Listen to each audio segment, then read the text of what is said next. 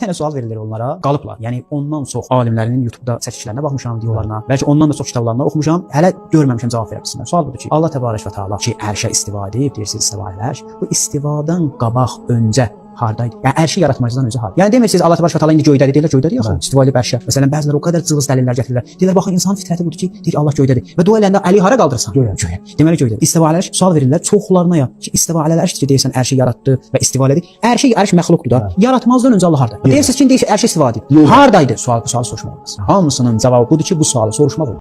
Baxın Allah Azza və Cəllə ayədə buyurur ki: "Yəsəlunəkə anir-ruh." Səndən ruh barədə soruşurlar.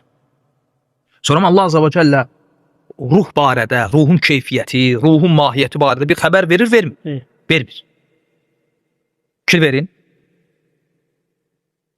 Ruh məxluqdur ya yox? Məxluqdur. Bu bir. İkincisi, insana aiddir ya yox? İnsana aid. Necə olur ki, ruh məxluq olur və sənə aid olur? İndi sual verirəm. Ruh barədə kimdən danışa bilər? Hə? Bir 2 dəqiqə heç olmasa. Ruhun keyfiyyəti, mahiyyəti var. Niyə susuruq? Fikir ver. Gözəl. Deməli ruh necə olur? Məxluqdur və sənə aiddir. Ona rəğmən qeyb olduğuna görə heç nə danışa bilmirsən. Amma oturub Allah Azza və Cəllə xaliqdir və o qeyb deyil. Qeybin də fövqündədir. Yəni Allah barədə qeyb desən bu çox bəsit bir şey olar. Düzdürmü? Qeybin də fövqündədir və xaliqdir. Onun barədə necə gəldi danışırlar. Allah bəs hər şey yaratmamışdan öncə. Bu hələm. Burada işgal nədir? İşgal ondadır ki, dəhşətdir də. Allah Azza və Cəllə buyurur ki: "Huvellezî xalaqas-semâvâti vel-arda fî sittete eyyâm." O Allah ki göyləri yeri 6 gündə yaradandan sonra sümmesteva alel-arş. Ərşə istiva etdi. Göyləri yeri yaradandan sonra. Deməli, göyləri yeri yaradandan sonrası barədə Allah bizə məlumat verdi, vermədi? Verdi. Allah göyləri yeri 6 gündə yaradandan sonra ərşə istiva etdi. Göyləri yeri yaradandan sonrası barədə məlumat verdi, vermədi? Özü barədə də verdi. Göyləri yeri yaratmamışdan öncəsi barədə məlumat verib, vermir. O sonrası barədə ki Allah Azza və Cəllə məlumat verib, bax xəbər verib ya bizə. O xəbəri isbat edirlər onlar. Ayədir Quranda bu. 7 yerdə keçir. Quranda istava ayələr. Ar-Rahmanu aləl-arş istava. Rahman arşa istava elədi. Hədiddə çəkdiyim ayə huvellezî xalaqas-semâvâti vel-arda fî sittete eyyâmin sümme istava aləl-arş. Quranda 7 yerdə gəlir. Ki Allah göyləri yeri 6 gündə yaradandan sonra ərşə yüksəldi. Sonrası barədə xəbər verib, verməyib? Verib.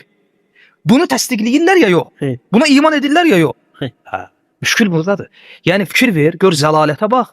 Allah Azza və Cəllənin xəbər verdiyi şeyi nə təsdiqləmirlər, nə o barədə danışmırlar, ona iman etmirlər.